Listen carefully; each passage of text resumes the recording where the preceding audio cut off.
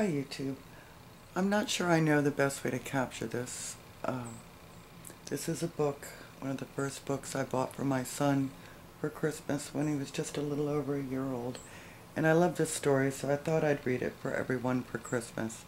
And I know this isn't going to be the best photo job in the world, but I hope you enjoy the story anyway. The Christmas Puppy.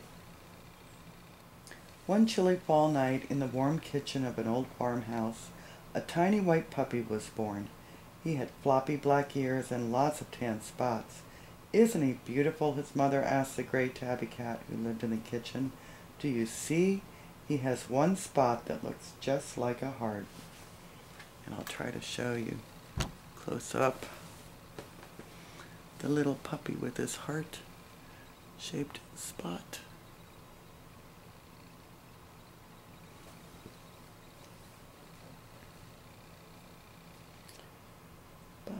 Where was I? The tabby cat stood up and stretched her paws. "Well, I suppose he's cute," she sniffed. "And with those big ears and all those spots, I'm sure there won't be any problem in finding a good home for him. He looks like a perfect Christmas puppy." The spotted pup poked his nose out of the basket. "What's a home?" he asked. "Why, every animal knows that," said the cat wisely.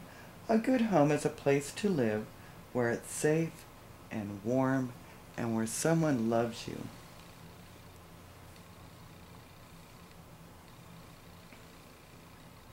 The days passed and all the leaves fell from the trees. Thanksgiving was over. Christmas was on the way. The spotted pup could see snow falling outside. Soon everything was covered in white. It was Christmas Eve, but everyone had been too busy baking cookies and decorating the tree to find the spotted puppy a home. "I wonder if I'm supposed to find my own good home," thought the pup. So when he saw that the back door of the kitchen was open, out he slipped right into the barnyard. In the barnyard lived a big brown farm horse. "Well, this looks like a good home," said the puppy to the horse. "You have lots of hay to keep you warm." "Yes," said the horse, "it's very cozy and warm here. You're welcome to stay with me if you like." So the little puppy settled into the hay, but just as he began to close his eyes, the horse decided to move. First the horse picked up one big hoof up in the air. Then he picked the other one up. The puppy had to run very fast so that his new friend wouldn't step on him.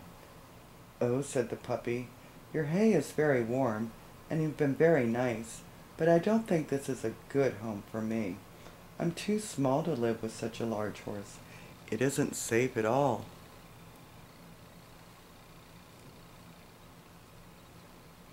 Trying to get it so you can see the pictures. Some field mice had been watching, and when they saw the spotted pup leaving the barn, they invited him to their underground home in the cornfield. "Why, thank you," said the pup, squeezing into the hole with the little mice. But the cornfield was covered with snow, and even though the puppy felt safe, he was very cold. He soon felt an icicle on the tip of his nose. "I'm sorry," said the pup, wiggling out of the hole. "Your home is very nice and very safe, but it's too cold for a little puppy like me." He shook the icicle off his nose and hurried back to the barnyard. "Well, I can't go back to the barn," thought the spotted pup, "because the horse is too big, and I can't live with the mice because their home is too cold. Maybe I can find a good home with the chickens." So he walked over to the hen house. There was no one inside.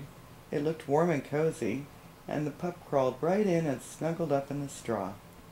But just as he began to fall asleep, the barnyard hen came back and pecked him on the nose.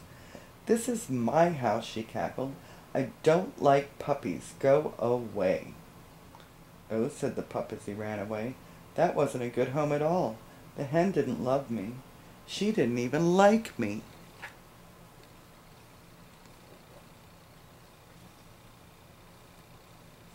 Suddenly the pup felt very sad. "I wonder if I'll ever find a good home," he sighed as he began to walk down the road.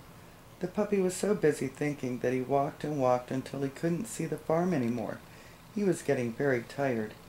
Then just as it began to get dark, he came to a little red house. It didn't look like anyone was home, but the front door was open a bit, so the puppy pushed it open some more and wiggled inside.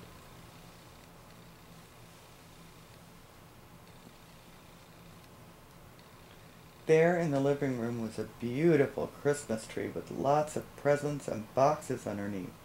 One red box was open and the pup looked inside. "It's empty," he thought.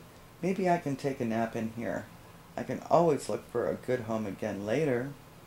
So the puppy climbed into the box and snuggled into the tissue paper. The lid closed behind him, and he fell asleep.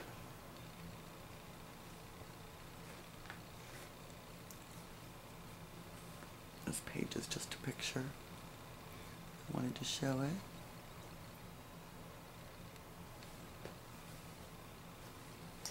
When he woke up, he could hear singing and laughing. It must be Christmas morning, he thought. But before he could move, his little red box was being lifted up in the air, and someone was opening the lid. As the pup peeked out, a little boy and girl laughed. "A puppy!" they shouted. "It's a Christmas puppy for us. This is the best present of all. Oh, we love him."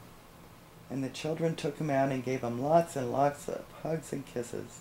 And when nighttime came, they put a little red blanket in his box to keep him warm and tucked him in to go to sleep. "Good night, Christmas puppy," they said as they turned off the lights. The puppy snuggled up in his blanket. "I feel very warm," he thought, "and very safe, and now I have someone to love me." And at that moment he knew right down to his little heart-shaped spot that he had been given the best present of all, a good home, and just in time for Christmas. The end. Anyway, I always loved that story, and my boys always loved it, so I just wanted to share that with you, and I wish you all the merriest Christmas in the world. I hope you're warm and safe, and that somebody loves you. Take good care, folks.